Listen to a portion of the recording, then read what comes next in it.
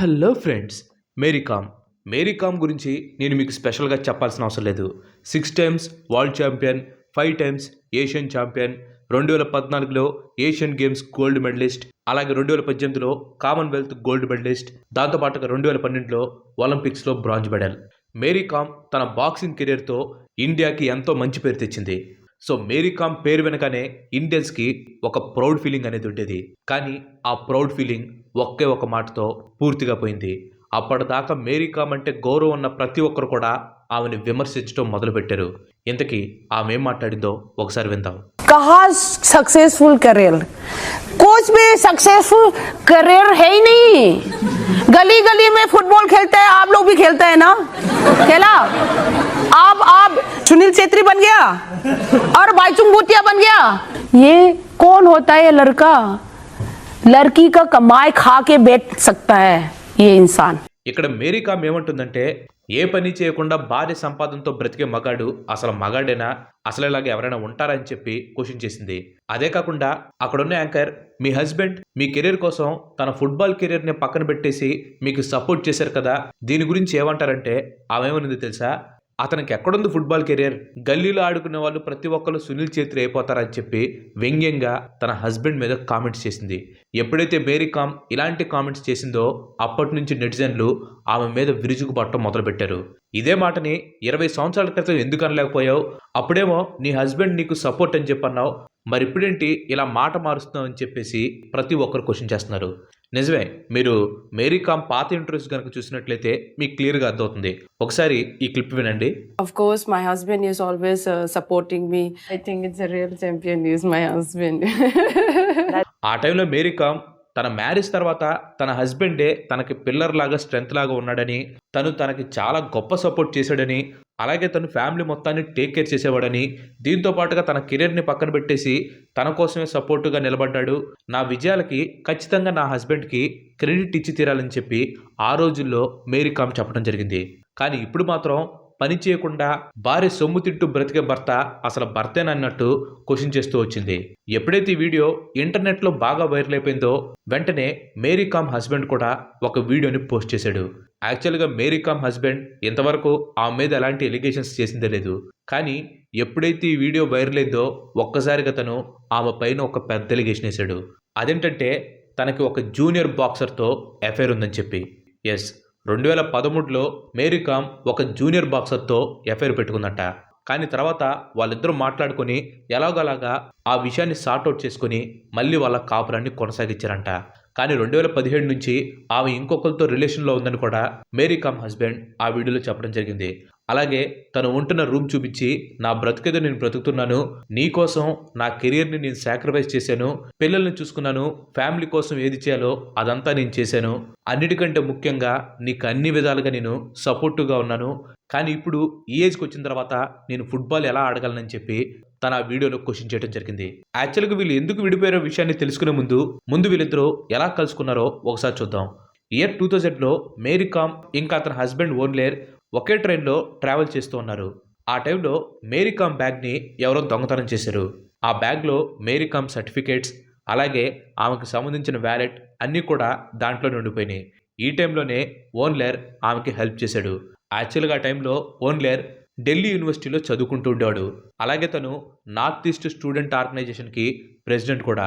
So తనకున్న కాస్తో కోస్తో ఇన్ఫ్లుయెన్స్ని ఉపయోగించి మేరీ కామ్కి ఆ బ్యాగ్ దొరికేలాగా చేశాడు. ఆ తర్వాత నుంచి మేరీ కామ్ ఎక్కడ టోర్నమెంట్ జరుగుతున్నా కానీ ఎలాంటి ఆటంకాలు లేకుండా స్మూత్గా వెళ్ళిపోయేది. దీనికి కారణం ఓన్లేర్. ఆ టైంలో తను ప్రెసిడెంట్గా ఉండటం వలన మేరీ కామ్కి చాలా హెల్ప్ చేసేవాడు. ఇలాంటి టైంలోనే వాళ్ళిద్దరి మధ్య ఉన్న ఫ్రెండ్షిప్ కాస్త ప్రేమగా మారి 2005లో వీళ్ళిద్దరూ పెళ్లి చేసుకోవడం జరిగింది. ఎప్పుడైతే తను మేరీ కామ్లో ఉన్న టాలెంట్ని గుర్తించాడో, తన టాలెంట్ వృధా కాకూడదని చెప్పి తన కెరీర్ని పక్కన పెట్టేసి మేరీ కామ్కి సపోర్ట్ చేయడం మొదలుపెట్టాడు. ఇంట్లోనే ఉంటూ పిల్లల జాగ్రత్త అంతా తను చూసుకుంటూ ఒక హౌస్ వైఫ్ ఎలాంటి కీ రోల్ని అయితే ప్లే చేస్తుందో అలాంటి కీ రోల్నే తన హస్బెండ్ చేయడం జరిగింది. సో ఇలా హ్యాపీగా ఉన్న వాళ్ళ ఫ్యామిలీ మధ్యలో అఫైర్ల కారణంగానో పొలిటికల్ కారణంగానో వాళ్ళిద్దరి మధ్య గొడవలు జరగడం స్టార్ట్ అయినాయి. మేరీ కామ్ హస్బెండ్కి తను పాలిటిక్స్లోకి వెళ్ళటం అంతగా ఇష్టం లేదు. ఎందుకంటే ఇది సరైన టైం కాదని కాస్త టైం తీసుకొని నిదానంగా ఎంటర్ అవ్వమని చెప్పి తన హస్బెండ్ ఆమెకు చెప్పడం జరిగింది. కానీ మేరీ కామ్ మాత్రం ఎలక్షన్లో పార్టిసిపేట్ చేయడానికి ఇంట్రెస్ట్ చూపించింది. అనుకున్నట్టుగానే రాజ్యసభలో తన మెంబర్ కూడా అయింది. ఎప్పుడైతే పొలిటికల్గా ఎదగటం స్టార్ట్ అయిందో అప్పటి నుంచే మేరీ కామ్లో చేంజెస్ అనేవి రావడం జరిగింది. ముఖ్యంగా హితేష్ చౌదరిని కలిసినప్పటి నుంచి. ఈ విషయం గురించి తెలుసుకునే ముందు ఇంతవరకు ఈ వీడియో చూసారంటే ఈ వీడియో మీకు ఇంట్రెస్టింగ్గా అనిపించిందని అనుకుంటున్నాను. మీకు కనుక నచ్చినట్లయితే ఈ వీడియోని ఖచ్చితంగా లైక్ చేయండి. అండ్ అలాగే మీరు మన ఛానల్కి ఇంతవరకు కనుక సబ్స్క్రైబ్ అయినట్లయితే మన ఛానల్కి తప్పకుండా సబ్స్క్రైబ్ అయ్యి పక్కనే ఉన్న గంటని ఆల్ ఆప్షన్లో పెట్టుకోండి. ఆల్రెడీ లైక్ చేసి షేర్ చేసి సబ్స్క్రైబ్ చేసిన వారికి చాలా చాలా థ్యాంక్స్. ఈ హితేష్ చౌదరి అనే అతను మేరీ కామ్కి బిజినెస్ పార్ట్నర్, అలాగే మేరీ కామ్ ఫౌండేషన్కి చైర్మన్ కూడా. స్టార్టింగ్లో ఇతను ప్రొఫైల్ పేరు కూడా చైర్మన్ హితేష్ చౌదరి అని చెప్పి ఉండేది. అండ్ ఇప్పుడు ఆ పేరును మార్చేసాడు అనుకోండి, అది వేరే విషయం. ఇంకితను పర్సనల్ విషయానికి వస్తే ఇతను పలానా అని చెప్పేసి ఎక్కడా కూడా కరెక్ట్గా లేదనమాట. అండ్ ఇతనికి పెళ్ళైందా లేదా, ఎంతమంది పిల్లలు, ఇలాంటి డీటెయిల్స్ కూడా బయటికి ఏం రాలేదు. బట్ ఒక ఇన్స్టాగ్రామ్ పోస్ట్ ద్వారా తెలిసింది ఏంటంటే ఇతను కూడా ఒక బాక్సర్ హస్బెండ్ అంట. సో అది ఎంతవరకు నిజమని తెలీదు. అండ్ ఫ్యాక్ట్ తెలియకుండా మనం అది నిజం చెప్పడం కూడా కరెక్ట్ కాదు. సో ఈ విషయాన్ని పక్కన పెట్టేసి ఇప్పుడు మెయిన్ ట్రాక్ వద్దాం. ఈ హితేష్ అనే వ్యక్తి మేరీ కామ్ ఫౌండేషన్కి చైర్మన్గా ఉంటూ మేరీ కామ్కి ఒక మేనేజర్ లాగా అయిపోయాడు. వీళ్ళిద్దరు కలిసి ఎన్నో ట్రిప్స్ కూడా వెళ్ళారు. అండ్ వీళ్ళిద్దరి మధ్య ఉన్న క్లోజ్నెస్ని చూస్తే వీళ్ళిద్దరూ జస్ట్ బిజినెస్ పార్ట్నర్సే కాదు, అంతకు మించలాగా కనిపిస్తూ ఉంటారు. అండ్ ఎప్పుడైనా వీళ్ళిద్దరూ మీడియా ముందు కనిపించినా కానీ ప్రతిదీ కూడా హితేషే ముందుండి చెబుతూ ఉండేవాడు. అండ్ ఇతను ప్రొఫైల్ చూసుకుంటే ఇతను ప్రొఫైల్ అంతా కూడా పొలిటికల్గా కాస్త లావిష్గా కనిపిస్తూ ఉంటుంది. సో దీన్ని బేస్ చేసుకొని చూస్తే తనకు పాలిటిక్స్లోకి వెళ్ళటం ఇంట్రెస్ట్ అని చెప్పి క్లియర్గా అర్థమవుతుంది. అండ్ నెటిజన్స్ కూడా మేరీ కామ్ పోస్టుల కింద ఇవే కామెంట్స్ చేస్తూ వచ్చేవాళ్ళు. అతను కేవలం రాజకీయాల్లోకి వెళ్ళటానికి మిమ్మల్ని ఒక టూల్ లాగా వాడుకుంటున్నారు, మీరు ఎప్పుడైతే అతని నుంచి బయటపడతారో అప్పుడు మీరు సేవ్ అవుతారన్నట్లు చాలామంది నెటిజన్లు ఆమె పోస్టుల కింద కామెంట్ చేయడం మొదలుపెట్టారు. ఇంక ఇలా ఉంటే మేరీ కామ్ హితేష్ చౌదరితో ఎంత క్లోజ్గా ఉండడానికి మెయిన్ కారణం తను తీయబోతున్న మేరీ కామ్ పార్ట్ 2 సినిమా. యాక్చువల్గా ఫస్ట్ టైం మేరీ కామ్ సినిమా తీసినప్పుడు మేరీ కామ్కి సినిమాల మీద అంత అవగాహన లేదు. సో ఆ టైంలో ఆమె బయోపిక్ తీస్తున్నందుకు ఆమె దగ్గర పర్మిషన్ తీసుకుని చాలా అంటే చాలా తక్కువ అమౌంట్ని ఆమెకి ఇవ్వడం జరిగింది. సో అప్పుడు చేసిన తప్పు ఇప్పుడు చేయకూడదనే ఉద్దేశంతో మేరీ కామ్ 2 అనే సినిమాని తీసి ఎక్కువ డబ్బుని ఛార్జ్ చేయాలనే ఉద్దేశంతో ఆమె ఉందంట. సో ఈ సినిమా కోసం అని చెప్పి ఆమె ప్రొడ్యూసర్ని డైరెక్టర్ని కలవటం కూడా జరిగిందని చెప్పి కొన్ని ఆర్టికల్స్ ద్వారా తెలిసింది. సో ఆ సినిమా ప్రమోషన్ల కోసం అని చెప్పి రీసెంట్ టైమ్స్లో మేరీ కామ్ ఎక్కువగా ఇంటర్వ్యూలు ఇవ్వటం మొదలుపెట్టింది.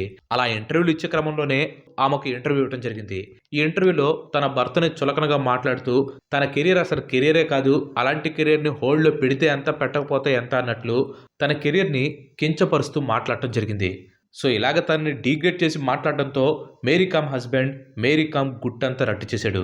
ఇప్పుడు జనాల్లో ఉన్న క్వశ్చన్ ఏంటంటే ఇన్ కేస్ వీళ్ళు విడాకులు కనుక తీసుకుంటే యాలిమోనీ ఎవరికి వస్తుందని చెప్పి, అంటే భరణం అంటారు కదా, ఆ భరణం ఎవరికి వస్తుందని చెప్పి. యాక్చువల్గా 20 సంవత్సరాల నుంచి తన హస్బెండ్ ఎలాంటి వర్క్ అయితే చేయట్లేదు. సో ఎక్స్పెన్సెస్ అన్నీ కూడా మేరీ కామే చూసుకుంటుంది కాబట్టి సో వాటన్నిటిని బేస్ చేసుకొని కోర్టు అయితే తీర్పిచ్చే అవకాశం ఉంది. సో దాన్ని బేస్ చేసుకొని కనుక చూసుకుంటే మేరీ కామే తిరిగి తన హస్బెండ్కి డబ్బులు ఇచ్చే పరిస్థితి అయితే ఉంది.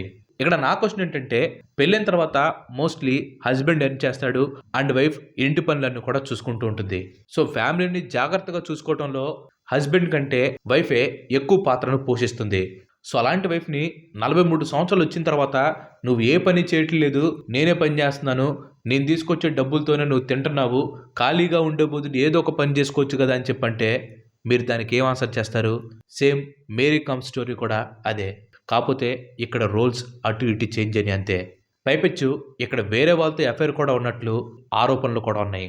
ఏదేమైనా కానీ మేరీ కామ్ ఇండియాకి తీసుకొచ్చిన ఘనత అంతా ఇంత కాదు. స్టిల్ మేరీ కామ్ సాధించిన విజయాల్ని ఎప్పటికీ చాలా మంది ప్రశంసిస్తూ ఉంటారు. అలాగే మేరీ కామ్ ఆర్గనైజేషన్ ద్వారా ఆమె ఎన్నో మంచి పనులు కూడా చేసింది. కానీ అలాంటి వ్యక్తి ఇలా చులకనగా మాట్లాడటం ఎంతవరకు కరెక్ట్ అంటారు? సో దీని మీద మీ ఒపీనియన్ ఏంటో ఖచ్చితంగా కింద కామెంట్ చేయండి. Thanks for watching. ఈ వీడియో కనుక మీకు నచ్చినట్లయితే లైక్ చేయండి, షేర్ చేయండి. అండ్ అలాగే మన నెక్స్ట్ ఎపిసోడ్ మిస్ కావద్దు అనుకుంటే మన ఛానల్కి తప్పకుండా సబ్స్క్రైబ్ అవ్వండి. ఇంకో మంచి ఎపిసోడ్లో మళ్ళీ కలుద్దాం. Till then bye bye, have next day.